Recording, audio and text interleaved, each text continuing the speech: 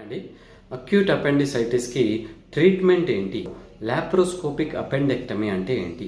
అపెండిక్స్ని ఎలా తీసేస్తారో, లాప్రోస్కోపీ ద్వారా చిన్న హోల్ ద్వారా కెమెరా వేసి ఎలా తీస్తారో మీకు క్లియర్గా చూపిస్తాను.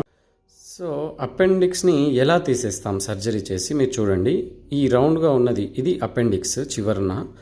ఇది ఇన్ఫెక్షన్ అయింది, దీన్ని ఇప్పుడు సర్జరీ చేసి తీసేయాలి.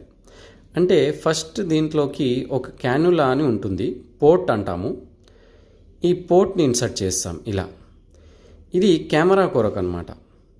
ఇది ఇన్సర్ట్ చేశాక మీరు చూడండి, గ్యాస్ ఇన్ఫ్లేట్ చేస్తాం. సో పొట్ట ఉబ్బుతుంది.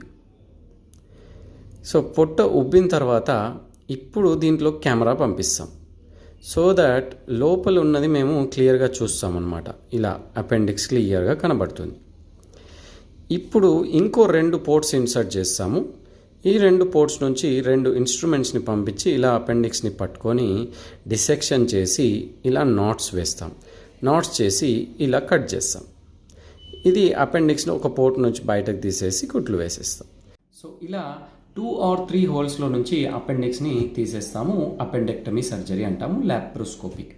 ఇది లాప్రోస్కోపిక్ అపెండెక్టమీ సర్జరీ. నెక్స్ట్ వీడియోలో ఇంకా అన్ని రకాల సర్జరీస్ని మీకు క్లియర్గా ఎక్స్ప్లెయిన్ చేస్తాను. ఫాలో అవ్వండి. Thank you.